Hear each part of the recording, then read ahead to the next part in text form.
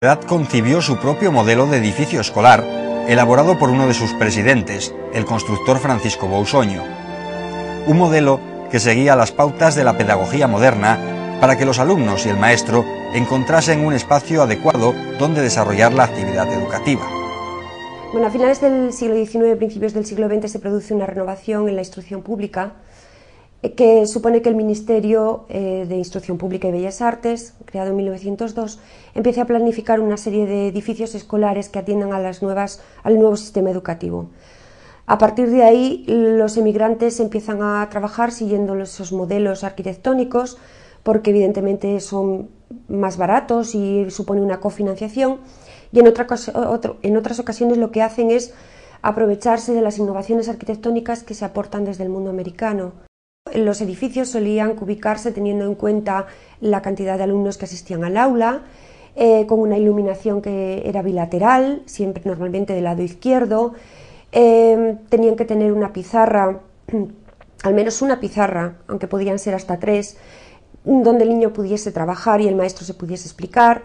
El maestro tenía que estar situado siempre en un altillo para que todos los alumnos lo pudiesen percibir desde cualquier esquina del aula.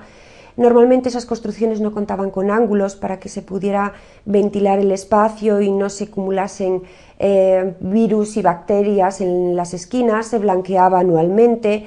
Y por otro lado, pues se elegía con mucho detalle el pupitre en el que el alumno se iba a sentar, porque lo que se pretendía era evitar posibles lesiones de columnas por adoptar malas posturas, etc. También son edificios que suelen contar con patios donde los alumnos salían evidentemente a descansar, y en algunos casos contaban con pequeñas huertas porque las enseñanzas también se hacían prácticas. El 22 de noviembre del año 1914 se celebró el sorteo de las 4 primeras escuelas.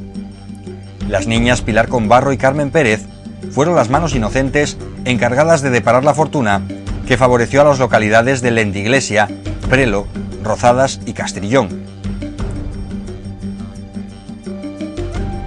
A estas se les unió en enero de 1915 el pueblo de Sarceda, donde una serie de vecinos interesados en la construcción de la escuela se comprometieron a adelantar el dinero hasta que les llegara su turno por sorteo y la sociedad les reembolsara la inversión.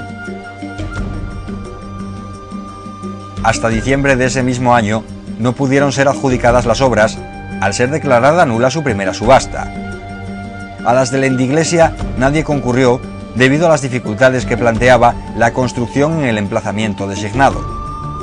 Las labores de edificación se inician en el verano de 1916, pero a los pocos meses se paralizan en Prelo y Castrillón debido a la muerte del constructor, Francisco Lastra. En septiembre de 1917, la delegación de la sociedad en Boal recibe una carta del contratista Francisco Rodríguez que les notifica la culminación de las obras de la escuela de Sarceda, lista para ser utilizada. En marzo de 1918 fue terminada la de Rozadas. A estas dos le siguieron en los años posteriores las de Castrillón, Villanueva, Villar de San Pedro, Vega de Ouria, Lendiglesia, La Bajada, Los Mazos, Miñagón, San Luis y Doiras. Para la culminación del proyecto faltaba la construcción de las escuelas graduadas de la villa de Boal. Ya a finales del siglo XIX existía en el municipio un proyecto de escuela unitaria para niños y niñas. El crecimiento de la población escolar determinó que en 1919 se cambiara el planteamiento de la escuela unitaria por el de unas graduadas. Ese mismo año, tanto el ayuntamiento como la Sociedad de Naturales del Concejo iniciaron los trámites para su construcción con la adquisición de un terreno limítrofe con la carretera de Navia a Boal, en la zona conocida como el Estaleyo. La sociedad tuvo que sortear numerosas dificultades y demoras para sacar adelante el proyecto.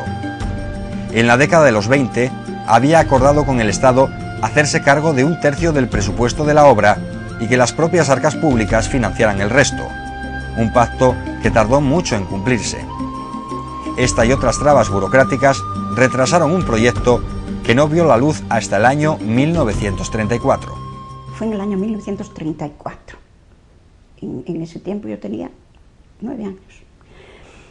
Y sí, me acuerdo muy bien. Me acuerdo que hicieran una gran fiesta, por lo menos yo eso sí que lo recuerdo, una gran fiesta que fuera allí mismo, las graduadas, como hay sitio bastante para baile y para todo, viniera una orquesta y nosotros andábamos corriendo por entre las parejas y nos daban un coscorrón porque las pisábamos, ¿no? Pero bueno, yo me recuerdo muy bien, fuera una fiesta estupenda, viniera el señor Castrillo, que era el que venía entonces a visitar las escuelas en aquel tiempo, que ayudó mucho también a que en Boal se pudiera hacer las escuelas graduadas. Y vinieran pues muchísima gente, naturales del Concejo de Boal en La Habana, vinieran muchísimos para la inauguración. Ese 23 de septiembre de 1934 aún permanece en la memoria de quienes lo vivieron.